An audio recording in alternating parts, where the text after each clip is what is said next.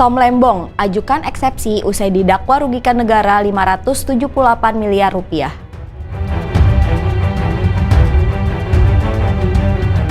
Influencer Richard Lee melakukan syahadat ulang.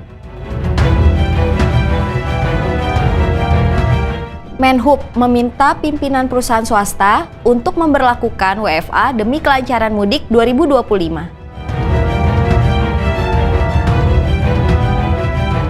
Kevin Dix berpotensi absen perkuat timnas Indonesia melawan Australia dan Bahrain karena cedera. Istri Wali Kota Bekasi dikritik usai ketahuan nginap di hotel saat warganya terendam banjir. Guys, kita nganter Ibu Wiwi yang mau stay di hotel karena rumahnya kebanjiran. Hai Okezoners, malam ini Okezone akan mengulas 5 berita terhangat sepanjang Jumat 7 Maret 2025. Tom Lembong ajukan eksepsi usai didakwa rugikan negara 578 miliar rupiah. Tom langsung mengajukan eksepsi alias nota keberatan usai dakwaan dibacakan dalam sidang kasus dugaan korupsi impor gula di Pengadilan Tipikor Jakarta Pusat pada 6 Maret 2025. Menariknya, kuasa hukum Tom Lembong meminta agar eksepsi dibacakan saat itu juga. Hal itu lantaran dia merasa penyidikan perkara yang menyeret kliennya sudah berlangsung cukup lama. Sebelumnya, Jaksa Penuntut Umum dari Kejaksaan Agung mendakwa mantan Menteri Perdagangan itu karena merugikan keuangan negara senilai total 578 miliar rupiah sepanjang periode 2015 hingga 2016.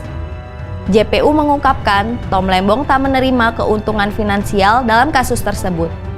Namun setidaknya ada 10 orang yang diuntungkan dari kasus itu. Teka-teki seputar kabar Richard Lee menjadi mu'alaf terjawab sudah. Pendiri Mu'alaf Center, Hani Kristianto, mengatakan Richard Lee resmi melakukan syahadat ulang disaksikan Ustadz Dery Sulaiman dan Ustadz Felix Xiao pada 5 Maret 2025. Setelah proses syahadat dilakukan, Ustadz Dery dan Ustadz Felix terlihat menandatangani sertifikat mu'alaf untuk bos skincare asal Palembang itu. Kabar Richard Lee masuk Islam pertama kali diungkapkan oleh Ustadz Dery lewat unggahannya di Instagram pada akhir Januari 2025. Kala itu, dia mengungkapkan Richard bersyahadat sekitar tahun 2023. Proses mu'alaf Richard Lee kala itu dipimpin sendiri oleh Ustadz Dery. Namun kala itu, warganet menilai bahwa rumor itu sengaja diangkat untuk menutupi isu skincare overclaim dan berbahaya. Perusahaan swasta diminta mengatur program WFA demi kelancaran mudik 2025. Menteri Perhubungan Budi Purwagandi mengusulkan agar pengaturan program Work from Anywhere alias WFA bisa dilakukan dengan memperhatikan operasional, produktivitas, dan pelayanan pelanggan. Program WFA menurut Budi bisa mengurangi kepadatan lalu lintas, terutama di daerah-daerah yang menjadi titik fokus arus mudik. Dengan WFA, pekerja bisa merayakan Lebaran tanpa perlu khawatir tentang kehadiran fisik di kantor. Untuk mendukung WFA di sektor swasta, Menhub juga berharap perusahaan dapat mempercepat pembayaran THR paling lambat H-10 sebelum Lebaran. Hal ini agar pekerja bisa mengatur anggaran perjalanan mudiknya. Kevin Dix terancam absen membela timnas Indonesia melawan Australia dan Bahrain. Dix berpotensi absen karena mengalami cedera di laga FC Copenhagen versus Chelsea di Liga Konferensi Eropa 2024-2025.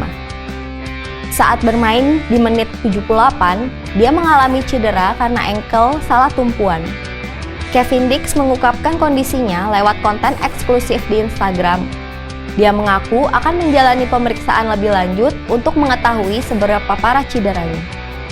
Jika membutuhkan waktu pemulihan yang lama, maka Dix akan melewatkan laga melawan Australia dan Bahrain pada 20 dan 25 Maret mendatang. Jika skenario itu terjadi, siapa yang akan menggantikan Dix? Timnas Indonesia masih punya 3 bek berbakat lainnya yang bisa menggantikan Kevin Dix. Mereka adalah Asnawi Mangku Alam, Sandy Walsh, dan Eliano Randons. Istri wali kota Bekasi nginap di hotel bintang 4 saat warganya kebanjiran. Guys, kita nganter Ibu Wiwi yang mau stay di hotel karena rumahnya kebanjiran. Sebuah video yang menunjukkan Wiwik Hargono turun dari mobil dan memasuki hotel bintang 4 itu kemudian viral di media sosial dan menuai cibiran warganet. Tak sedikit yang menuding Wiwik tak berempati pada warganya sendiri.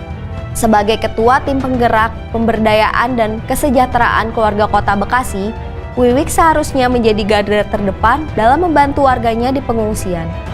Deddy Mulyadi lantas memberikan teguran keras kepada Wiwik.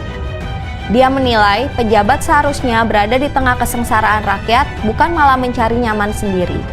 Terkait permasalahan itu, Wali Kota Bekasi, Tri Adianto, buka suara.